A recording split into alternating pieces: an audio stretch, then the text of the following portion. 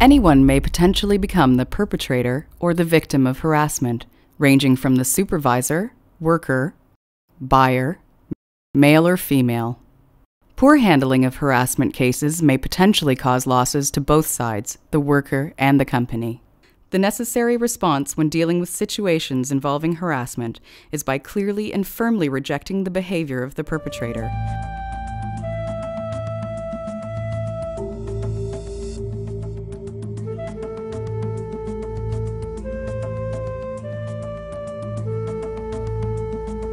Dasar dari pembentukan satu perundang-undangan ataupun peraturan perusahaan mengenai harassment abuse itu lebih pada mengarah kita berangkat dari hak asasi manusia, lalu juga kita melihat bahwa karyawan bukan hanya sebagai sumber daya manusia yang dapat dipekerjakan begitu saja, tetapi kami juga menganggap bahwa karyawan seluruh PT Dreams Tosa itu adalah sebagai aset perusahaan yang sangat penting bagi kelangsungan perusahaan itu sendiri.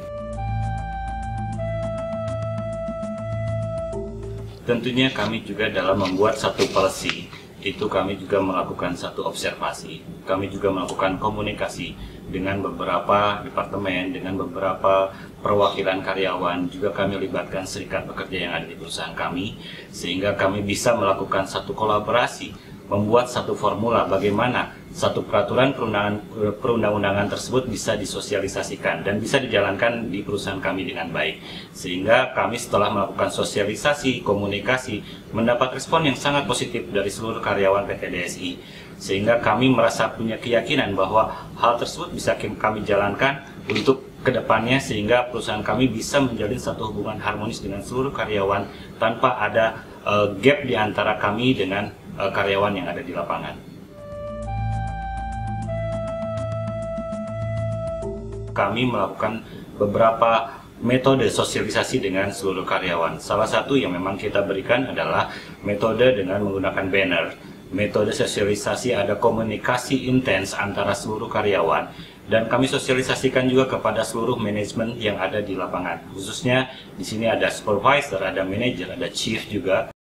Selain itu juga kami ada beberapa media yang memang menjadi sarana komunikasi kami dengan seluruh karyawan. Itu yang telah kami sediakan adalah seperti hotline service 24 jam, lalu kotak saran, lalu ada juga direct communication itu langsung kepada serikat. Ini bukan short investment, tapi kita harus melihat kepada long term investment, sehingga kita selalu mempunyai satu motto bahwa no finish line untuk melakukan satu improvement di area-area yang sifatnya menyangkut kepada hak asasi manusia dan kesetaraan. Kita buktikan di tahap awal kepada seluruh karyawan dan mempunyai satu nilai positif yang sangat baik respon dari seluruh karyawan. Maka dari itu ada hal-hal yang memang perlu kita lakukan perbaikan adalah mengenai mekanisme, mengenai sistem sosialisasi yang selalu berkesinambungan untuk di kemudian hari. Karena memang komunikasi ini tidak akan pernah berhenti. Companies in Indonesia fully support the rights of workers, as evident in the various laws and regulations designed to protect victims of harassment.